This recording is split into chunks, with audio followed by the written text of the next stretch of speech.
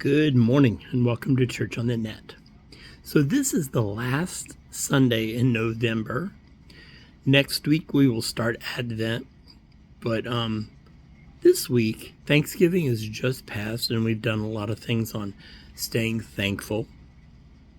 One of the most important things that I think we're thankful for, and we're going to do a kind of a cool little story today, history lesson.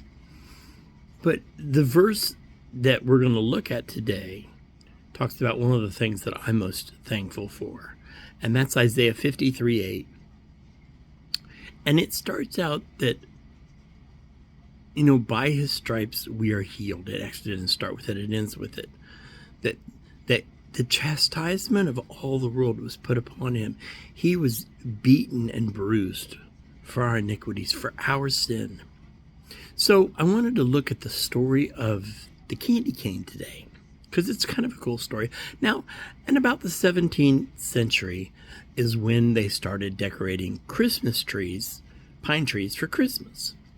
And at that time, a lot of the things that were hung on the Christmas tree were food items like cookies and popcorn and cranberries. And at this time, there was also a candy cane. It was a white stick of hard sugar candy cane.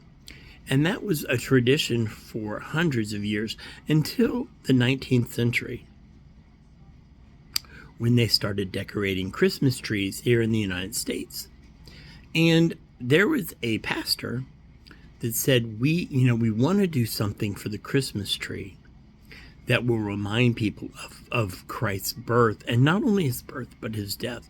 So they took the white candy cane and they put red stripes on it. By his stripes we're healed. By his blood we are healed. Now there's a lot of stories around the candy cane that it's shaped like a J for Jesus, and the white represents his purity or the hardness of the candy, that the Christian life is hard but it's sweet. Those are all fine and good. But actually, the reason it's shaped the way it was for us to remember the shepherds. It's bent into a shepherd's hook. So as we approach the holiday season, what are you thankful for? When you look at the candy canes come in tons of colors. There are tons of flavors now. They're just crazy with what they've done. But what will you remember this holiday season? What will you remember as Jesus' birthday? What will you celebrate? What has he done for you? And what are you thankful for? So this year, as we come into Christmas, let's truly honor Christ in our hearts, and let's see what it actually means to us. See, the candy cane is a simple reminder. By his stripes we're healed. It's not of ourselves. We don't do it. It's a free gift.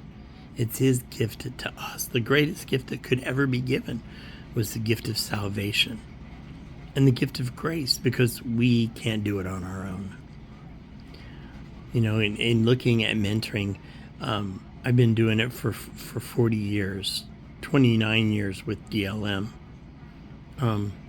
One of the hardest things is to get people to learn to lean, because once they do, they start getting better and they feel better. They don't want to lean anymore, not realizing that leaning has actually got them to where they're at today. We need each other. We are connected. None of us are better than the other. We're all at different spots on the same journey. Part of the greatest gift that I've had is to be able just to sit back at times when it's needed and just let people work out the systems. Let them work out their salvation in their own hearts. Make mistakes. Make excuses. Whatever it may be. Our point is not to judge people. It's to lovingly correct them. And the key there is to love them and correct them. I hope you have a great Sunday and you're coming into the holiday season with excitement. The holiday season is not about money or gifts. It's about giving of yourselves and loving yourselves. Next Sunday will be the first Sunday of Advent. I hope you have a great Sunday. Don't forget our fundraiser. We're nowhere near even 1/12 of what we need. But I have peace in my heart that God will take care of everything and all that we need.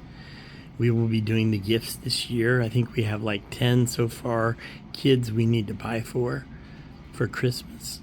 And the reason the DLM does this is we try to buy gifts that for kids that their dad may not get them gifts, or just they need a little extra TLC.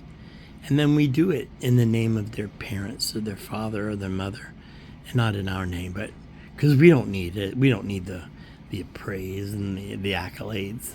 And then we're restocking our Bibles because we're almost out, and several other things. And this year, we kicked off our memory verse for children. So the thing is, if they memorize the verse all week long, they get a little Bible activity book or a coloring book. And if they do it all month, then they get a fun, goofy little gift. Like we've done finger rockets and all different kinds of stuff. So, and then we also support gentlemen who may need food or may need lodging temporarily.